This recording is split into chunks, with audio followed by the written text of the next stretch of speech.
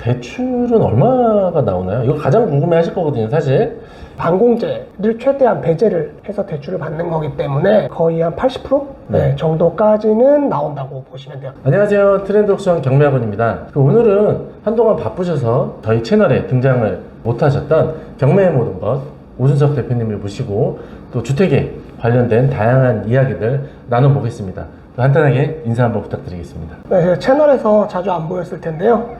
지금 경매의 모든 것 채널을 따로 운영하고 있는 오준석입니다. 오늘 같이 이렇게 자리를 또 한 번 만들었습니다. 네. 대표님 같은 경우에는 다가구, 다중주택, 고시원까지 다양한 물건들 낙찰을 받아서 운영을 하고 계십니다. 그리고 제가 알기로는 수익이 엄청난 걸로 알고 있어요. 뭐 많지는 않고요. 그리고 또 수강생분들도 또 낙찰을 시킨 사례들도 참 많이 있습니다.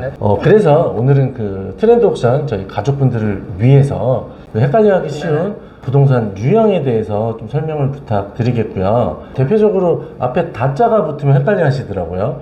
다세대, 다가구, 다중주택 헷갈려 하시는 것 같은데 잠깐 설명 좀 부탁드리겠습니다. 네, 일단 우리가 부동산 투자를 하기 위해서는 그게 무슨 종류인지는 알아야 되잖아요. 그래서 이걸 좀 구분을 하실 줄 알아야 되는데 다자로 시작되는 게 아까 전에 말씀하신 세 가지가 있었죠. 근데 그 세 가지가 조금 다른 게 있습니다. 지금 주택을 크게 놓고 보면 공동주택이 있고요. 단독주택이 있는데 공동주택은 우리가 말하는 대표적으로 아파트 그리고 빌라가 있어요. 큰 건물을 공동으로 같이 쓰고 있는데 각자 주인이 다른 게 공동주택입니다. 그렇죠. 공동주택 중에 말씀드린 빌라 이게 다세대 주택이고요.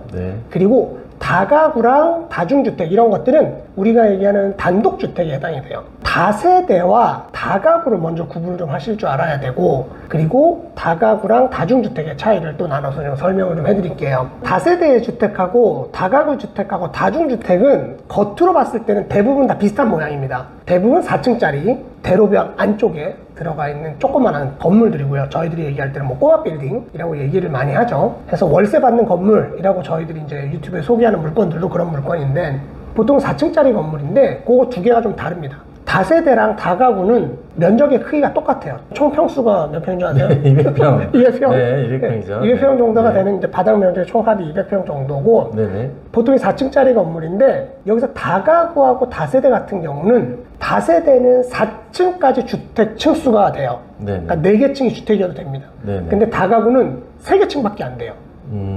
그러니까 보통 다세대 같은 경우는 1, 2, 3, 4층이 1층에도 주택, 2층에도 주택, 3층, 4층 다 주택인 경우가 다세대고요.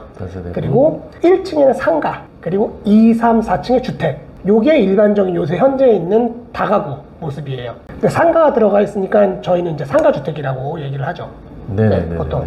일단 이렇게 해서 다세대랑 다가구를 좀 분리를 할 수가 있고요. 이 두 개는 똑같이 집으로 쓸 수 있는 게 총 19개까지만 허가가 됩니다. 그래서 겉으로 봤을 땐 잘 몰라요. 다가구인지 다세대인지 잘 모릅니다. 다세대라고 하면 각각의 주인이 틀린 주택을 저희가 다세대, 빌라라고 하고요. 다가구 같은 경우에는 주인이 한 명인 건물, 저희가 다가구라고 하는 거죠. 그럼 다가구와 다중주택, 사실 이 두 개를 굉장히 헷갈려들 많이 하세요. 두 개의 주택의 차이점이 어떻게 되는지 그 부분을 설명 좀 부탁드릴게요. 지금 다세대도 마찬가지고 다가구도 마찬가지고 다중주택도 마찬가지고 그리고 육안으로 봤을 때도 거의 비슷하고요. 주택의 연면적의 총합이 660제곱미터 이하인 건 다 똑같아요.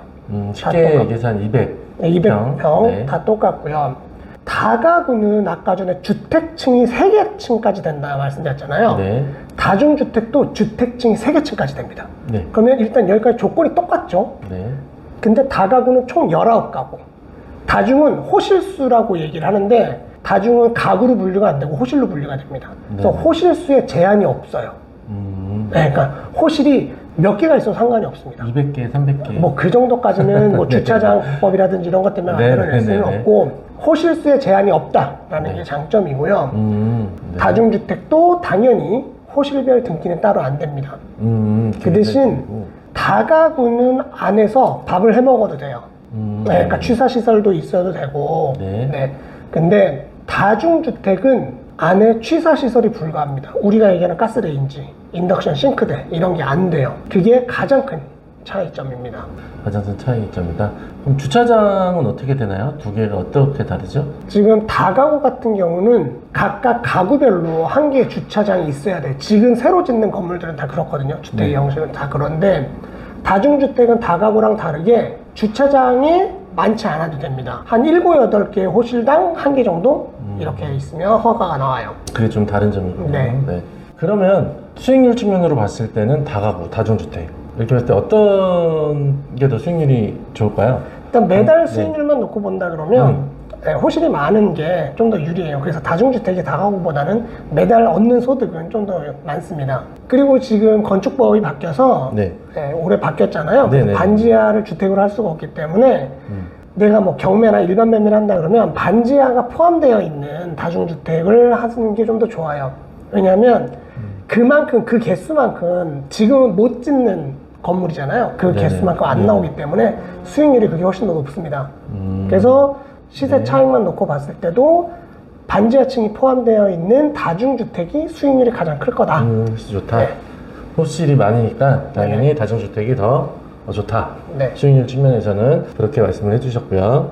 그럼 다중주택 중에서도 수익률이 좋은 다중주택이 분명히 있을 건데 그런 것도 선별할 수 있는 뭐 팁 같은 게 있을까요?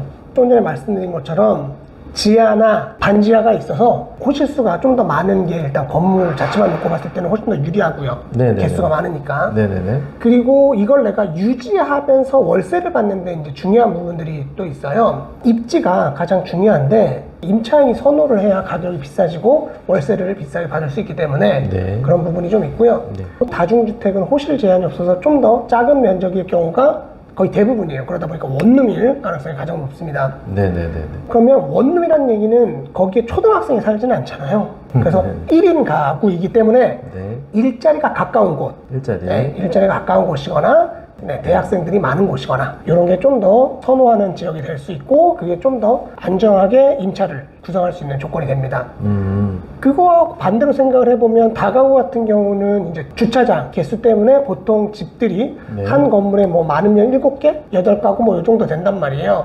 그러다 보니까 집이 2룸, 3룸 이렇게 구성이 되어 있어요. 그런 데들은 학교가 가깝거나 뭐 유치원이 가깝거나 아파트 단지가 가깝거나 이런 것들이 주거 밀집 지역이 되네요. 그런 것들이 좀 더 유리합니다.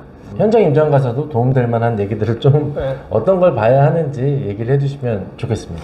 뭐 저희 학원에서 수강생들한테도 얘기를 하고 우리 현장 같이 나갔을 때도 뭐 많이 보시잖아요. 가장 중요한 게 이게 뭐 다가구든 빌라든 임장 갔을 때 그 집 안을 보는 게 제일 중요합니다. 근데 보통은 겁이 나서 못 들여다보세요. 노크도 못하고 띵동띵동도 못하는데 이게 한 칸일 경우에는 안에를 보고 못 보고가 금액적인 손실이 크지는 않습니다. 뭐 내가 인테리어가 잘못됐다던가 했을 경우에는 큰 손실이 안 생기는데 19개가 있는 다가구라고 가정을 해버리면 금액이 수천만 원에서 몇 억까지도 인테리어 비용으로 왔다 갔다 할 수 있거든요. 그래서 무조건 노크를 꼭 해보셔야 되고 이게 뭐 임차인이 살든 집주인이 살든 똑같습니다. 집주인이 살 때의 대화하는 스킬이 따로 있고요. 임차인이 살 때 대화하는 스킬이 따로 있습니다. 또 학원 오시면 실제적으로 대화하는 모습들도 보여드리니까 그렇게 하시는 게 정말 중요합니다. 겁을 내시는 분들이 상당히 많으세요. 임차인을 만나거나 뭐 소유자를 만나실 때 저한테 얼마 전에 막 질문을 이렇게 하시는 걸 보면 그 범죄와의 도시 그 초롱이 같은 사람이 갑자기 나와서 막 이렇게 시비를 이렇게 하는 거 아닌가, 뭐 시비를 붙이는 거 아닌가 이렇게 걱정을 하시는 분들이 많은데 사실 그런 경우는 거의 없다고 봐도 그렇죠. 그리고 사전에 또 경매지를 보거나 그러면 충분히 상황이 어떻게 벌어질지를 좀 알 것 같고 뭐 수천만 원에서 수억을 내 소중한 돈을 투자를 이제 하게 되는 거. 임차인을 만나거나 아니면 또 소유주분을 만나는 걸 너무 두려워하지 않으셨으면 좋을 것 같아요. 그리고 또 막상 또 만나보게 되면 충분히 얘기를 할 수 있고 대화는 스킬의 차이인 거지 그분들도 간절히 바라고 있는 사람들이에요. 내 집을 날리는 사람인데 어떻게 만나요? 라고 얘기를 하는데 그분들도 어떻게든 이걸 통해서 자신의 채무 관계가 정리가 돼야 되기 때문에 그리고 충분히 그분이 먼저 문을 열고 내용을 설명해 줄 수 있게 얘기를 하는 방법들도 따로 있습니다. 다가구나 뭐 다중주택을 검색을 하거나 아니면 뭐 임장을 가보면 위반 건축물들이 사실 굉장히 많습니다. 많죠. 어떤 분들은 이래요. 이행강제금을 그냥 내면 되는 거 아니야? 위반 건축물이 등재가 되어 있으면. 아니면 또 어떤 분들은 양성화 시키면 되지? 또 어떤 분들은 아이 그냥 보지 말자, 유방검증을 찝찝해, 돈 많이 들어가, 뭐 이런 시선들이 다양하게 존재하는 것 같고, 그런 질문을 제가 많이 받습니다. 어떤 관점에서 봐야 할까요? 이번에 여지가 있는 물건들은 저희가 네. 좀 조심을 좀 하기는 해야 돼요. 근데 이게 뭐 조심을 해야 돼서 내가 그 방법을 찾으면 되는 것 뿐인 거지, 그거에 대해서 뭐 하면 된다 안 된다 이렇게 딱 잘라서 얘기를 할 수는 없는 것 같고요. 방송 중에 얘기하기는 좀 어렵지만 네네. 내가 어느 정도의 현금을 좀 보유하고 있다 그러면 네. 이게 아주 좋은 또 블루오션이 될 수도 있어요. 위반이 있는 내용이. 아, 그래요? 네.